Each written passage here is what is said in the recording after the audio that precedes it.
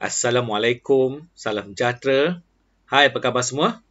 Saya harap anda semua dalam keadaan sihat. Saya, Cik Muhammad Zudin, pensyarah Jabatan Kejuruteraan Elektrik, Politeknik Polisen. So, hari ini saya akan meneruskan siri kedua berkaitan perkongsian berkenaan dengan subjek Fundamental Programming. Siri pertama, saya dah terangkan berkaitan dengan course outline. So, hari ini kita akan pergi lebih mendalam berkaitan subjek ini. So, hari ini saya akan terangkan bab yang pertama bagi subjek ini, iaitu Introduction to Programming. Jom, sama-sama kita teruskan.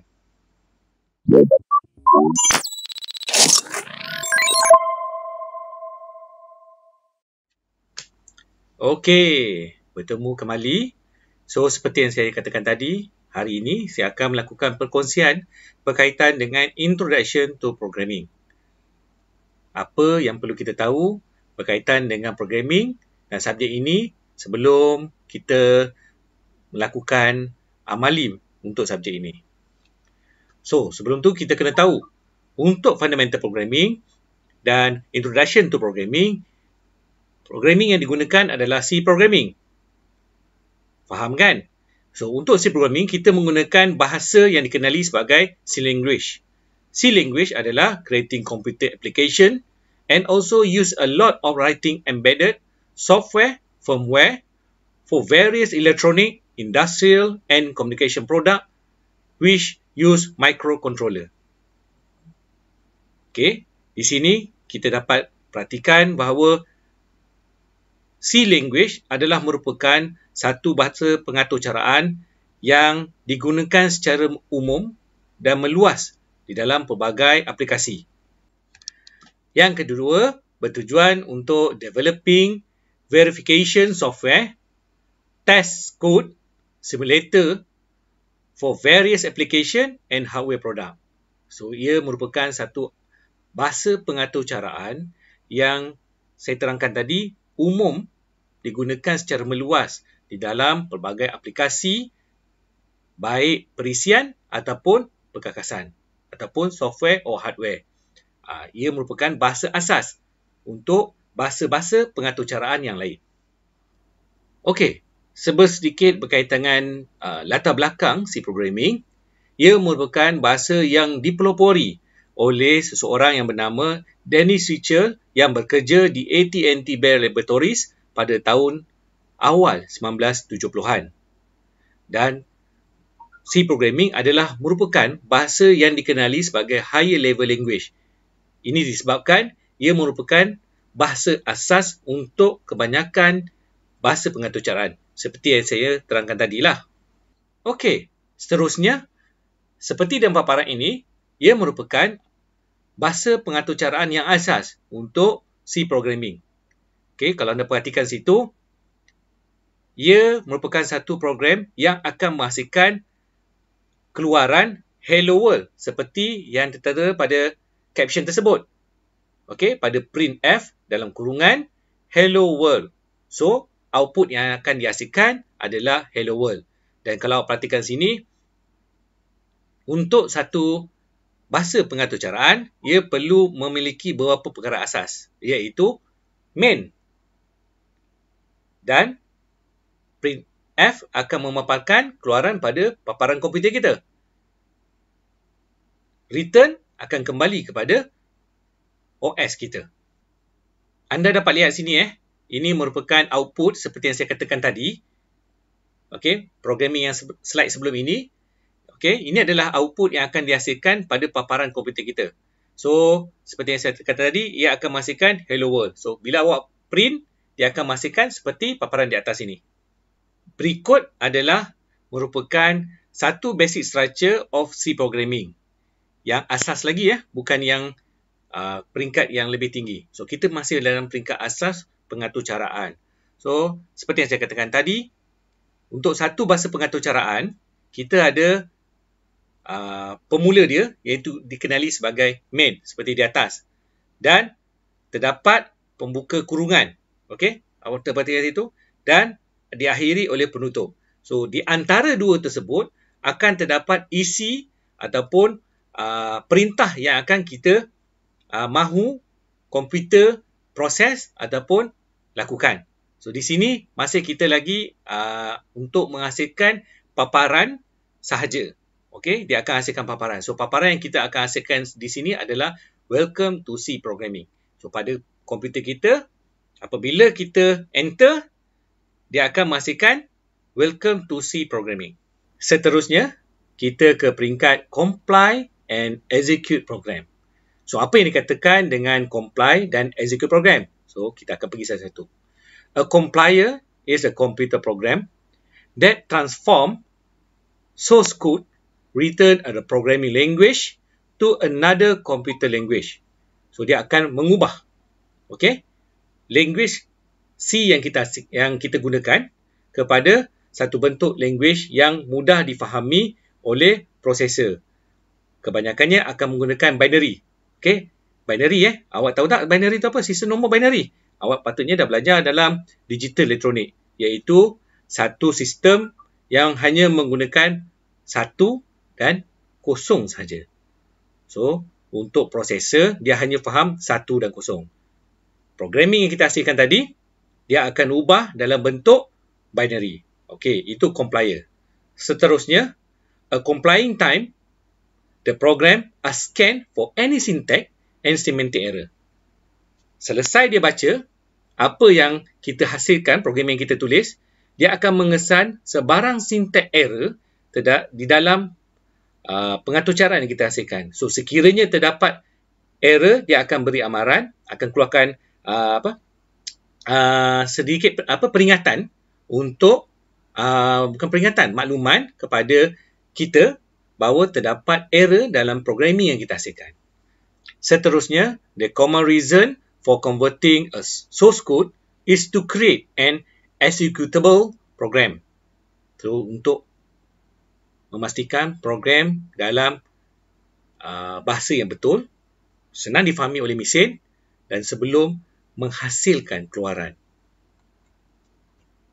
Dan yang terakhir, an executable file or executable program or sometimes simply a executable cause a computer to perform indicated tasks according to the encode instruction. So, akhirnya bahasa programming yang kita hasilkan tadi ataupun pengatur cara yang kita hasilkan tadi akan dihasilkan output seperti dalam paparan awal tadi berdasarkan peringkat executable ini. Seperti di paparan ini, kita dapat lihat 4 langkah ataupun 4 peringkat dalam menghasilkan C program. Peringkat pertama, create, iaitu kita menghasilkan bahasa pengatur caraan kita. Peringkat kedua, kita compile. Okey, kita compile kepada bahasa yang sepatutnya difahami. Dan kita akan, peringkat ketiga, execute or run. Kita akan runkan program kita. Dan yang terakhir, kita akan get the output. Okey, seperti awal tadilah.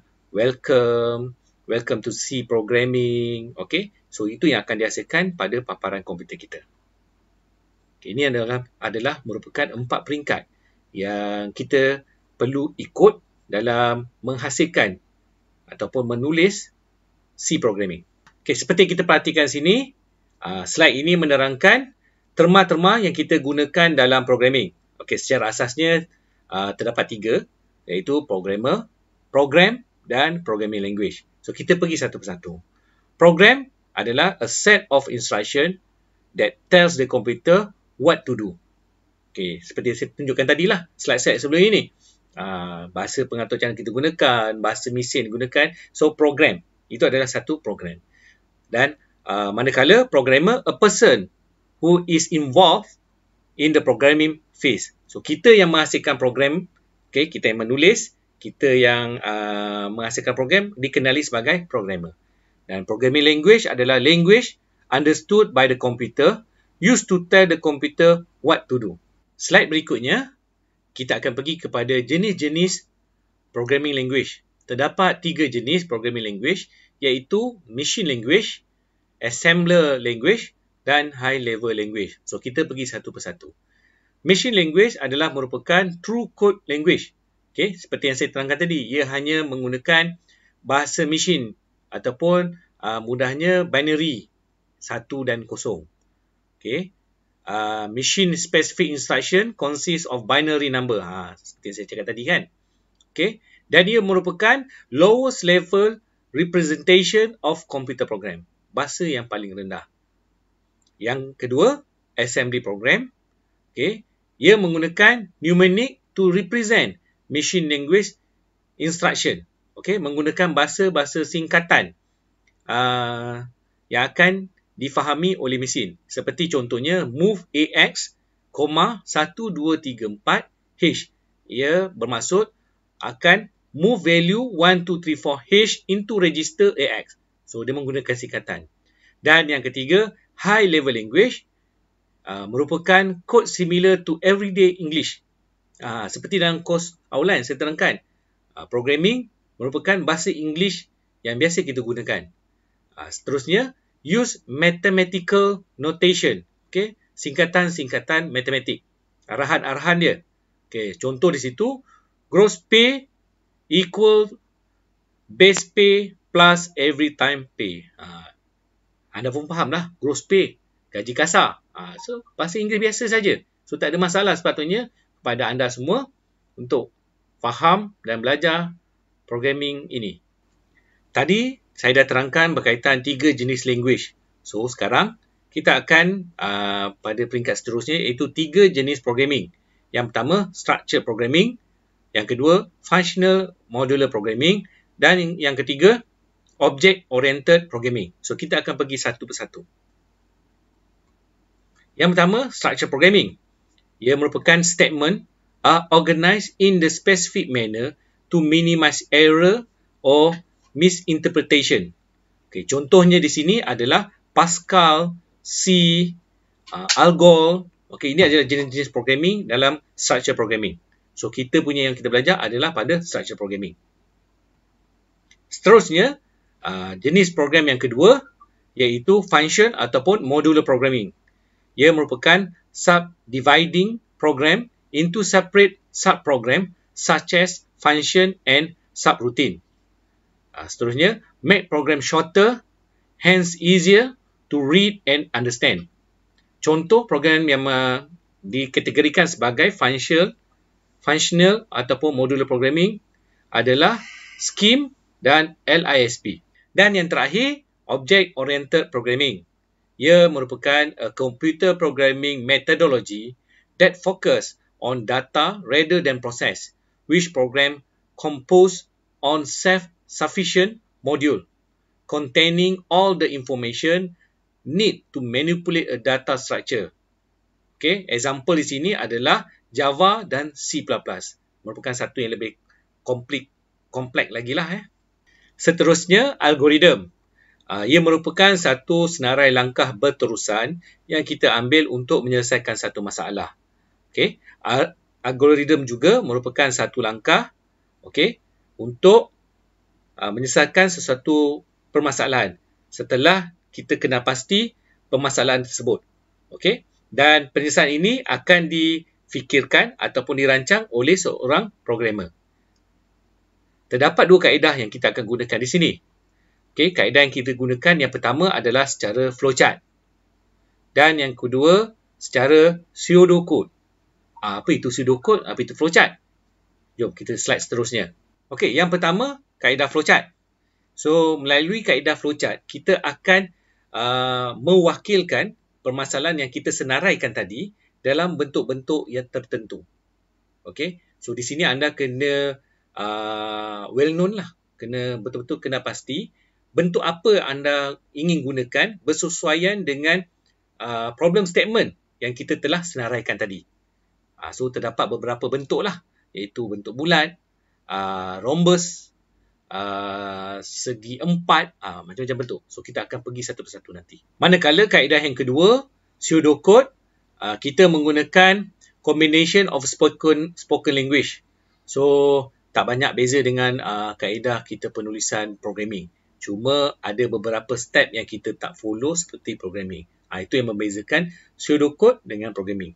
Okay. Kalau anda perhatikan, pseudocode kita tulis permasalahan yang kita cuba selesaikan berbanding flowchart kita mewakilkan setiap permasalahan tersebut dalam bentuk yang tertentu. So, terdapat perbezaan di situ. Satu guna bentuk dan satu kita tulis secara language. Kita pergi kepada simbol-simbol yang digunakan di dalam kaedah penulisan ataupun penghasilan flowchart. So, di sini pada paparan ni, simbol-simbol yang biasa digunakan dalam penghasilan flowchart. Okay. Situ kita nampak terminal, process, decision, input, output, connector, flow line. Dan setiap ni mewakili satu proses yang berbeza, tak sama. Dan anda perlu ingat, untuk flowchart ni, anda akan guna juga semasa anda membuat laporan untuk projek. Okay? Penulisan projek semasa anda semester 4 nanti, semester 4 dan semester 5. So, flowchart akan digunakan. So, anda kena tahulah bentuk-bentuk ni. So, patutnya sekiranya anda semua pada semester 4, semester 5 untuk menghasilkan laporan, dah tahu dah apa itu flowchart. Okay, berikut salah satu contoh satu flowchart yang lengkap dihasilkan. So, okay, untuk flowchart ni juga kita boleh tulis sesuatu proses itu di dalam bentuk yang kita hasilkan. Okay? Ataupun kita wakilkan nombor 1, 2, 3 tapi kita tuliskan di dalam box yang berbeza, di ruangan yang berbeza.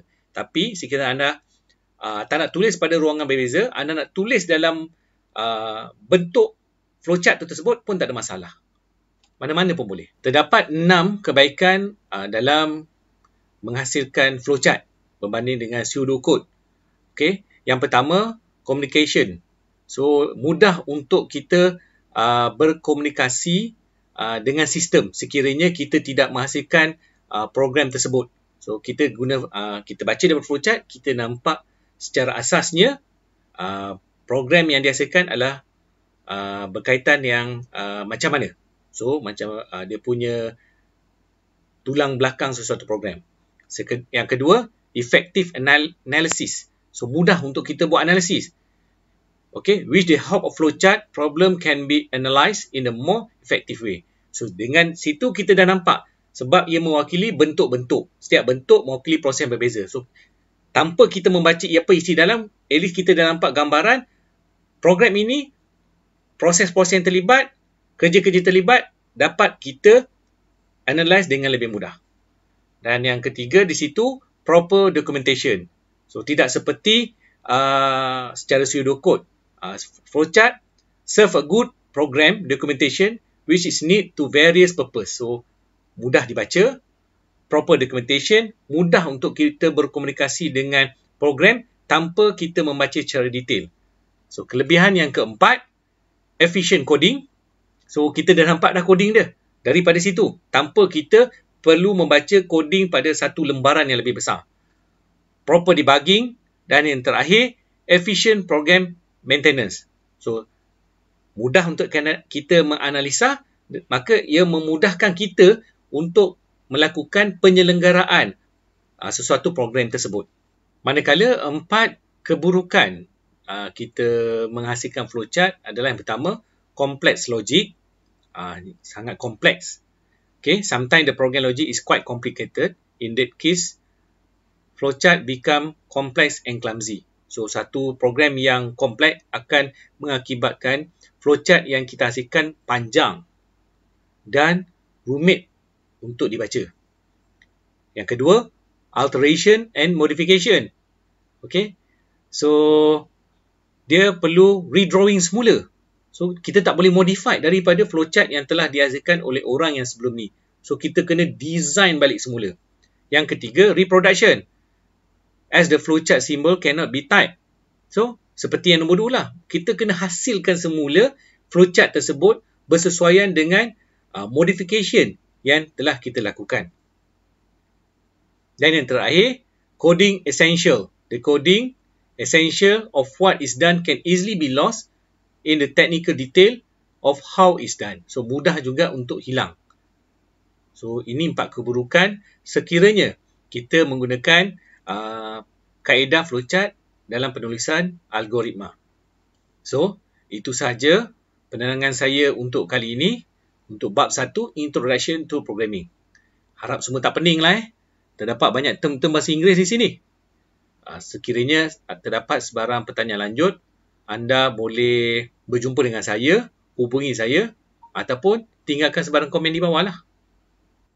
Akhir kata untuk penerangan kali ini, di sini ingin saya ucapkan terima kasih kepada pensyarah-pensyarah yang pernah mengajar subjek ini sebelum ini dalam membantu dari segi sumbangan nota dan bantuan-bantuan di dalam penghasilan konten untuk kali ini. So, terima kasih saya ucapkan sekali lagi kepada mereka.